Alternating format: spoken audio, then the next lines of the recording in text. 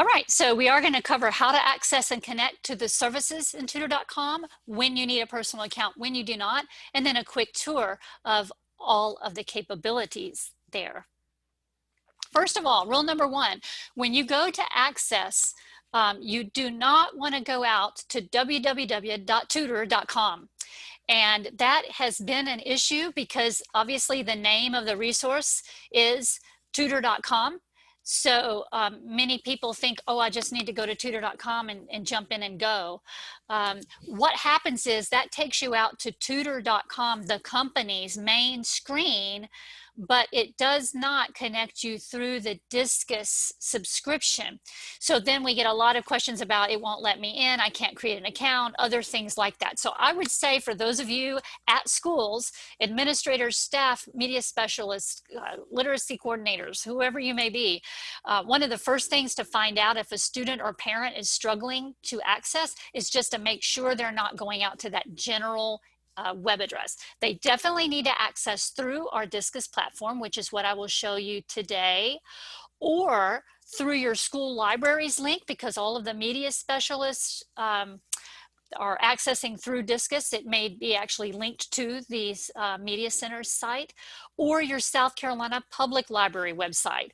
And we want to make sure that all of you at the schools are aware of that piece, because after hours, once school has closed for the day, your students may still get support and be able to connect up through their public library if they have, any difficulty connecting at home or have issues there as well.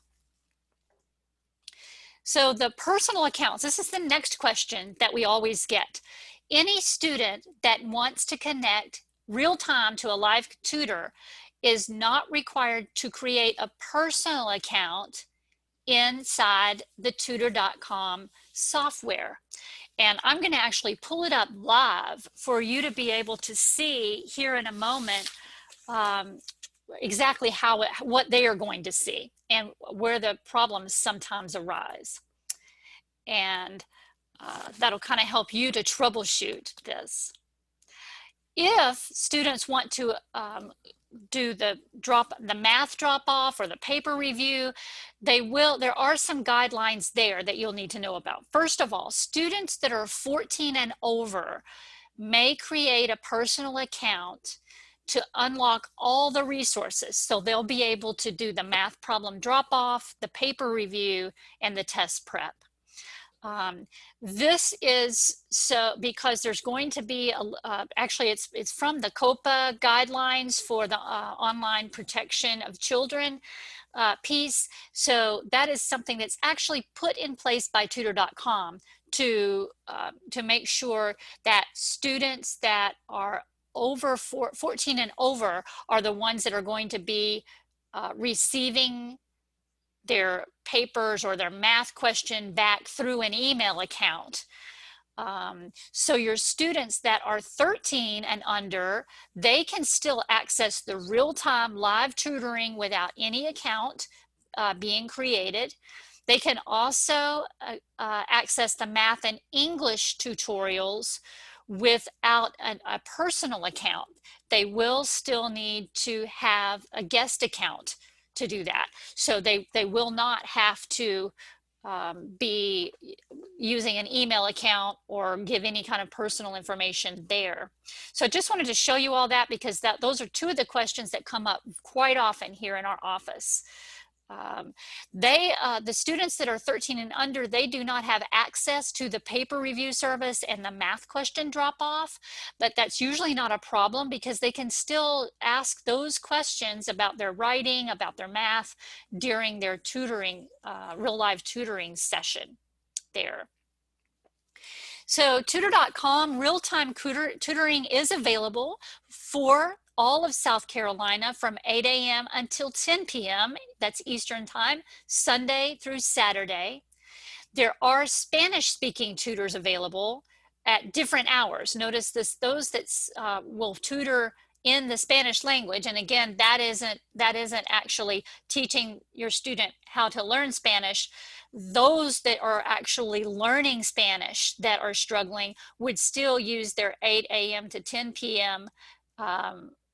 Tutoring time because they're actually working with an English-speaking tutor who is assisting them in learning Spanish. That second statement that I have there for you about the Spanish-speaking tutors, this is going to be those students whose first language is Spanish that would like to be tutored in Spanish on a course subject that they're learning. So perhaps they speak Spanish, but they want to be able to learn something from math or something from English by speaking with a Spanish-speaking tutor. So hopefully that's clear. And then you do want to access tutor.com from the Discus A to Z list or from the grade level tabs if you're coming in through our Discus site. So another question that we often get is, do you have to have the Discus username and password? And I always emphasize that it is best to go ahead and make sure that your students know the current username and login. Since we are recording this, we aren't able to actually put it up on this screen right now, but you can get that from your school media specialist or from emailing our Discus office if you're needing that. Again, it's not always required, but if you have a student, for instance, who may be visiting grandma in North Carolina and they're trying to get in, they would have to use that username and password because they are outside of the state. Also, those that have mobile devices that we don't actually have IP ranges for those. Typically, if they are at school, obviously you all have seamless access through the school.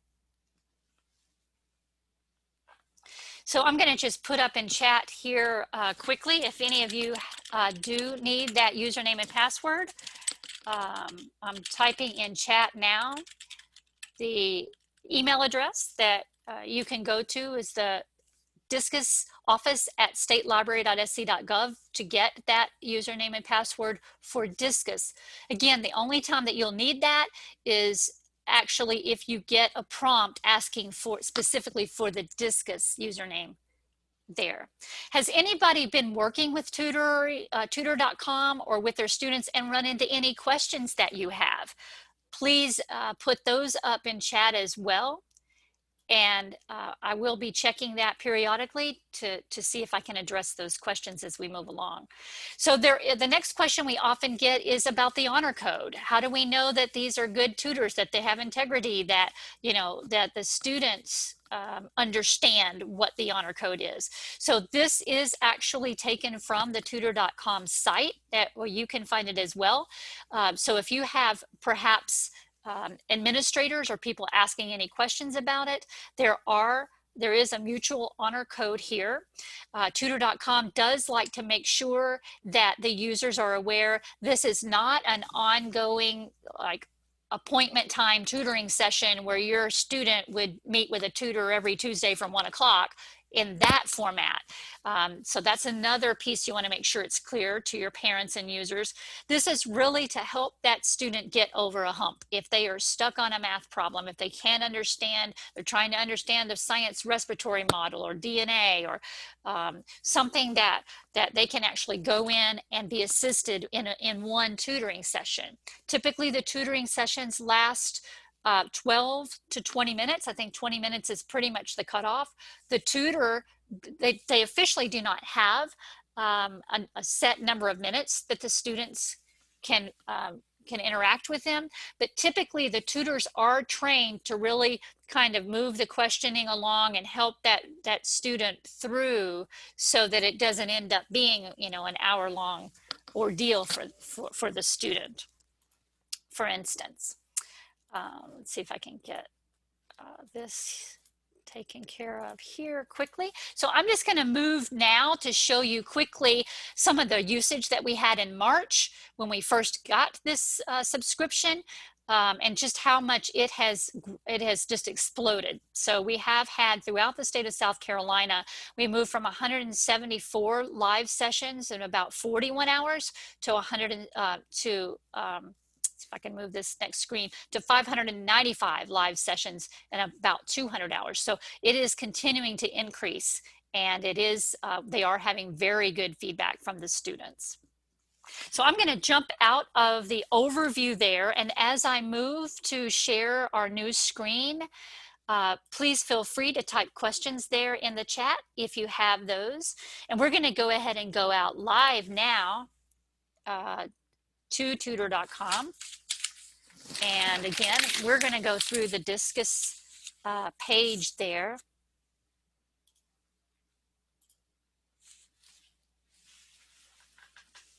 And you'll see you can either go to grade level and choose from any of the 3 grade levels in alphabetical order. As many of you are familiar, you'll just go down in alphabetical order and jump right in, or you can go through our A to Z list to locate this from our site. But again, you definitely want to go through our links in order to get to the right place. So how do you know? Well, you know you're in the right place if you see this Discus logo here.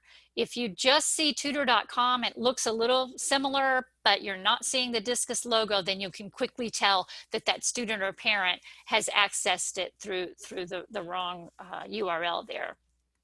Notice when you first come in, you have connect, it is bolded, and the other services to your right, submit, a paper, drop off, etc., are grayed out. So that's because, again, you can connect directly with the tutor, but you would need to actually create that personal account in order to use these other services. If you're wanting to get familiar with this, or maybe a parent calls and asks you, or even a student, there is a Take the Tour link down in the bottom left that you see that I've highlighted here. And it's just a really quick little overview of what each section is, so they can kind of see what they can do. One of the questions you may get is the submit for a paper for those 14 and over. How long does it take to hear back from a tutor? And notice they say in under 12 hours. So that would be the max. So that's going to vary also with the degree of difficulty of the question. Or what the student is asking, etc. You'll also see the math drop-off there is in under 24 hours. Many people have asked me during trainings, well, what if a student just takes their 10 questions they've been assigned and submits them to these tutors and then goes off and plays their video games? Well, they're not really allowing that, because they can only submit one math question in the drop-off every 24 hours. So they would need to start days ahead in order to do something such as that. So that's one of the ways they prevent that from happening. Then there's the Take a Practice Quiz section. And notice over here under other tools, there are these watch videos. And that's what I wanted to show you. Those students that are 13 and under are still able to view the math and English tutorials just with a guest account. They do not have to have a full account with an email address to watch those videos. So they will have that access. Okay. So that's a place that you can actually show them a quick little overview there in case they do have questions. So we're not going to actually connect obviously with a live tutor because those are reserved for students really needing them. But in this demo, I'm going to show you what a student would do is simply click on Connect with a Tutor Now. They are going to see this screen, and this is where you might get some questions when students feel like this means they have to create an account. But they do not. So if they want to forgo that piece, or if they're not old enough to have the account, or they just simply don't need it, they just want to interact with that live tutor, they would not need to do that. So they do have that option to say, no thanks, I'll create a free account later option down here. Okay, so they would just go to their welcome here for the piece where they can actually see the tutor.com area. They could either start out with their topic here. They could start with the subject that they're needing tutoring help in. Notice all of these, the subjects on the right are going to be dependent on what they choose on the left. So if you look here, and they're looking and they're working with math, they need to indicate what grade level. Is it first grade math? Is it 10th grade math here? because that is going to determine what subjects they obviously have. So if they wouldn't have trigonometry, obviously, for the elementary. So that's going to be just a really quick drop down menu process for them there. They have the option to do the voice chat with a tutor. So they're going to already have the textual based chat, but they also have the option to click on voice chat there. And then they would enter their question. So if they're saying, you know, I'm struggling trying to understand, this formula in, or trying to do the proof of this geometry problem or whatever, they can initially put in all their questions there. They're obviously going to be able to add more details as they work with the tutor, but this part is strictly to get them connected to the correct tutor, the tutor that's going to know that level of math, that's going to be able to work with that student on their level there. And then you'll notice there on the right, I mentioned to watch the videos for math and English on this side. I'm just going to click on that link to show you. This is where they could actually review but recorded tutorials, etc. If all they need to do is get a quick review. Maybe they don't need to necessarily work directly with the tutor, but maybe there's just one question, one piece that's bugging them within algebra or within their section. So these are actually recordings. If they're struggling with square roots and they just want to watch a quick video, if they're trying to work with different types of equations or binomials, etc. So that's something for you to also share out to your students.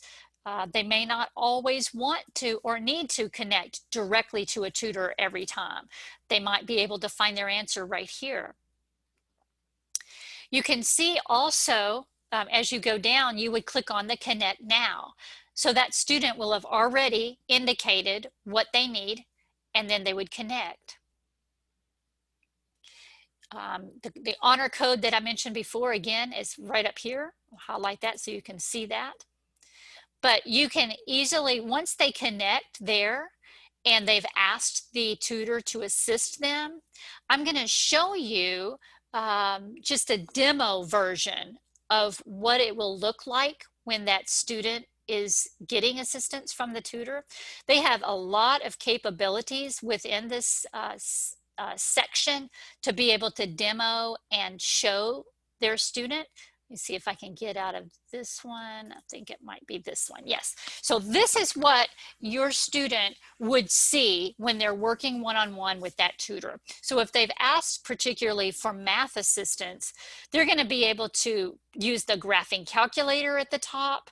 They're going to be able to use the whiteboard and all of the tools that you see on the left. So if a tutor is trying to explain something and they're maybe showing them how to do math properties and they want to put all the addition ones in one color and all the other ones in blue, you can see that it's very robust. So the students are going to get a very thorough explanation of what's going on, next steps, and that kind of thing. So they have the use of the whiteboard, they have the use of the graphing calculator that is here. They also have the code editor there and a text editor. So they would be able to, amongst themselves, work back and forth for that student to be able to really get a very good, they're going to be able to walk away really understanding the question. So at whatever point the tutor has shown them how to do something and they're lost, they can easily interact with that tutor and be able to get the solution to their problems there. I'm going to quickly look at chat because I have not been there yet to see if there's questions. Okay, I don't see anything at the moment, but again, as we get deeper into this, you may have more questions as we go along. So that's what it's going to look like if they are working directly with the tutor there. So they're going to be able to use that text editor if they are, if you have a third grader who is struggling with building sentences or needs help there, if you have a 12th grader who is struggling with citing something and they need it. So they are going to be able to use all of that capability. And then we're going to just jump back to our tutor.com piece that is within Discus. So I'm going to go back into tutor.com here for you to see the grayed out areas. So that's what they're going to be able to do when connecting live. Actually, before I move to the next piece, I'm going to scroll down to the bottom because they can use this section up here if they already kind of know what subject, what they're doing.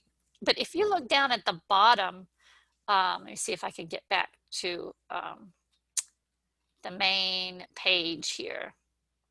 Let's see, connect. Let me see if I can refresh this. You're going to be able to see all of the different topics at the bottom. If you go to the house, do you see the little home to the left here? When you click on the home, they're going to be able to scroll down and see all of their options, because a lot of times students aren't thinking, oh, they also tutor in science, because math is the one that's most used, but there are a lot of subjects available here as well. Also for computer literacy that you see here. And then you can see as we go down, even for some of the ESL and ELL grades. So you can see that is also something that is supported through this tool. So this is good for you to show your teachers, your parents, your students, so that they can kind of get an overview of what is here. So then we're going to actually look currently, if I click on submit a paper for review, it doesn't do a whole lot for me because I would need to create that an account. Again, and that would be for those that are 14 and older. I already have my account, but this is where you would create it up at the top, create an account. I'm just going to go ahead and sign in so that you can see this next portion of the software. And I'm going to go in here and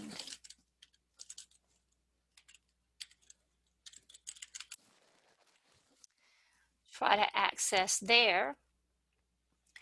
Once your student has created an account, they will now see when they're logged in, it will say, welcome to tutor.com, Linda. And they'll also have the options for their account now if they have created one. Some of the advantages for the upper level students are that, once they start working with tutors and they find out they have favorite tutors, they know that John helps them and really explains well. They got a great report with John. They can actually have that a link so that they can get back to actually request their favorite tutor. They are also able in their locker to be able to keep transcripts of the tutoring sessions and those kinds of things.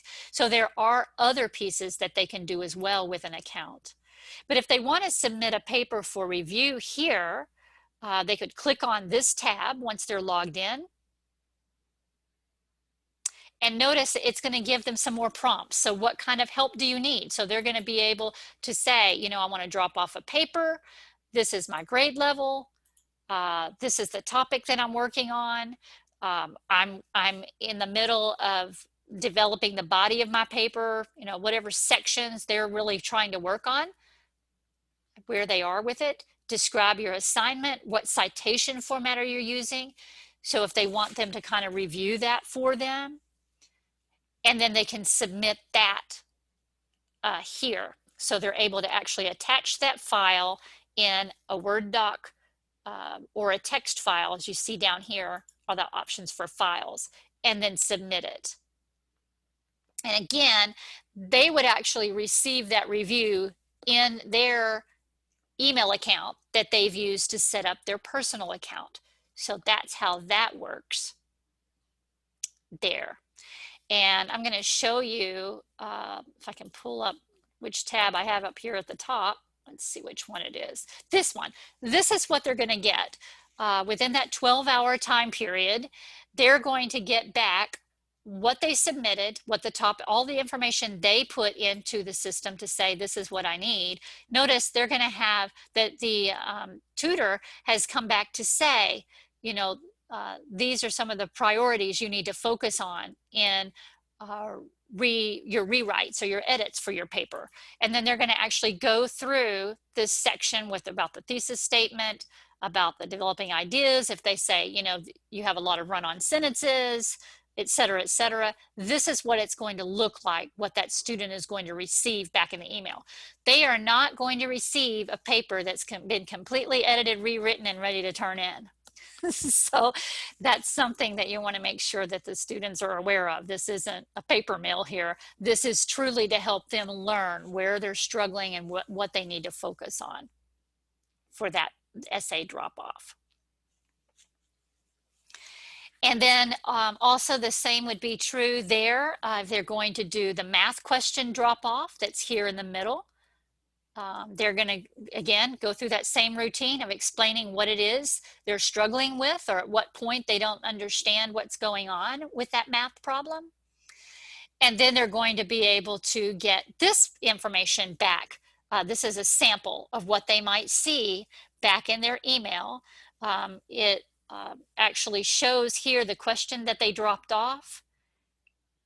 And then it steps them through how to work through that problem. So they're going to be stepped through setting up the problem, etc. So if they're struggling with something, you know, where maybe it was a really difficult word problem and they didn't really even understand how to actually lay it out, or that kind of piece, then they would be able to get that information. So step 2, step 3 there. So they're explaining it all as they go along. And then they're also getting feedback. So that's something else that you could be aware of. Those students will be allowed to give their feedback on the tutors. So they're going to be able to say, and we've gotten a little bit of everything. Most all of the reviews have been just excellent. They've had a great experience.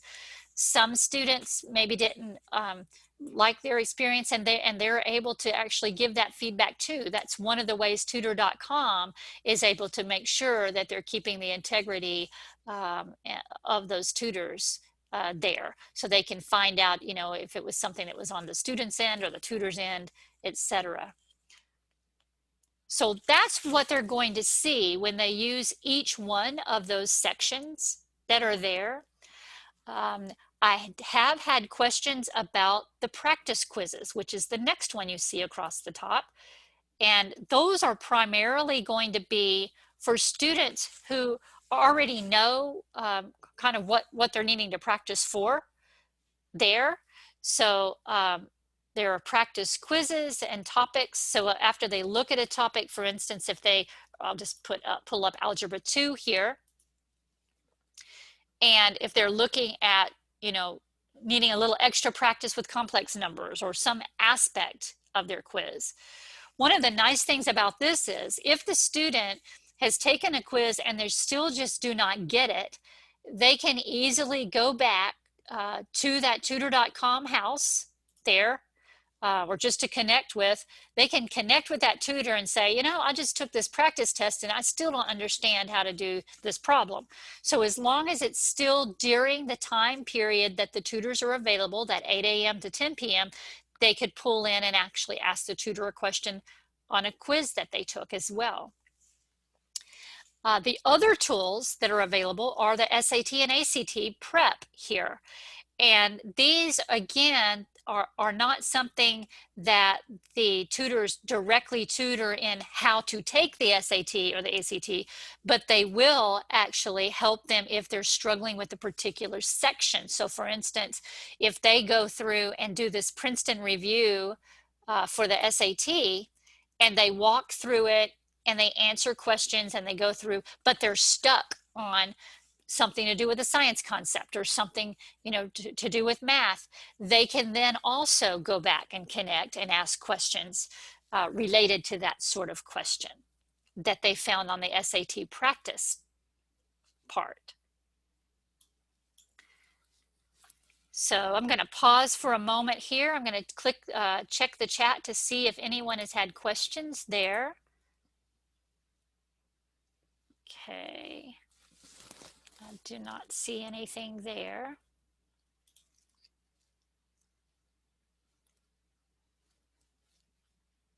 Okay, well, I'm going to go ahead and open it up to you.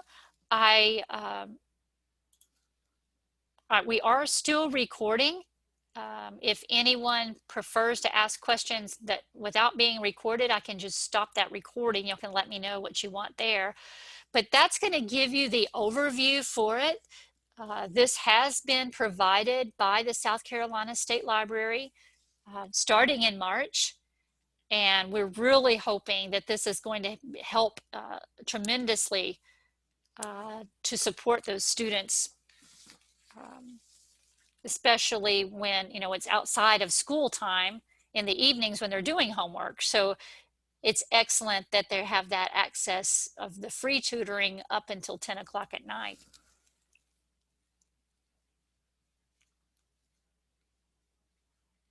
Okay, looks like we might have a question coming in here. If a student submits a paper for review, how will they be notified that their feedback is ready? Will it come to their email, or will they need to log back into their account to see it? I want to say it comes directly to their email, but I will need to check, and I'll make sure that I respond to that question whenever I send the follow-up email to all of you who participated here. I believe that they actually receive it in email, but I would much rather confirm that without telling you 100%. So I'll make sure and make a note of that. Thank you for that question. That's something that I'll need to follow up with you all with when I send you out the recording.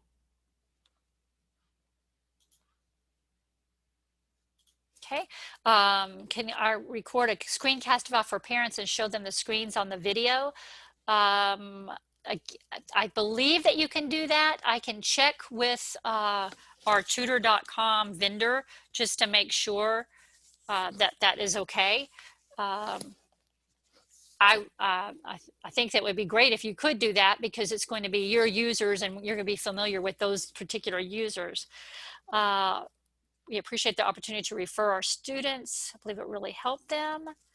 Wondering about a video too. Yes, we currently have one of the videos available in our training tab on the Discus site. And I'm going to quickly show you where those videos are. I'm actually recording a series of them that are going to be very short, like this is how to connect to a tutor. That's one video.